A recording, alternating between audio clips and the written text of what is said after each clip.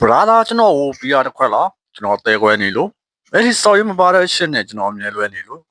ကျွန်တော်ကြိုက်တဲ့ကောင်မလေးကတခြားတယောက်ထားသွားပြီးသဘောကျနေတာကျွန်တော်က brother ကိုရင်ဖွင့်တာမဟုတ်ဘူးကျွန်တော်ပြောပြနေတာအဲ့ဒီသနာတဲ့မျက်လုံးကြီးနဲ့တော့ကျွန်တော်ကိုလာမကြည့်နဲ့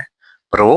သူ့မှာ easily တွေလည်းများတာကလည်းကျွန်တော်ခုမှသိခဲ့လို့အဲ့ဒီနေ့ကမူပြီးတော့အနာကအချိန်မှာသူ့အနမ်းမှာညိတ်နေလို့ဂလော့ရဲ့ဒီသရှင်တွေကလို့ပေါ့နင်ရောနင်ဘဲအစ်စ်ကိုရောတစ်ဘဲလို့တောင်းပန်ပါတယ်ဗျရိုင်းသွားရင် sorry ပါပဲအကိုတယောက်လိုခင်တဲ့စိတ်ကြောင့်ပဲသူ့ကျုပ်ကိုရောမိတာတယ်ဘော်လာတွေပြောနေပြီးတာကြီးမင်းအဲ့လောက်ပြောမကြည့်ပါနဲ့တဲ့ငါကသူ့ဘက်ကစိတ်ဆန္ဒကိုမကြည့်ပဲလောမိတာပဲရှစ်တာမရှစ်တာကသူ့ feeling ပဲသူ့သဘောလေတာကြီးတယ်အမေကိုရှစ်ဆရာကောင်းတဲ့အကြောင်းသူ့ profile လေးကိုထုတ်ကြွမိခဲ့ငါကဘလောက်ထိသဘောကျလဲဆိုတာကိုဖျားသိပါတယ်brother သူ့ကိုစိတ်ညစ်ပြီးရှစ်တာဘရော့ရဲ့အမားကြီးပါတယ်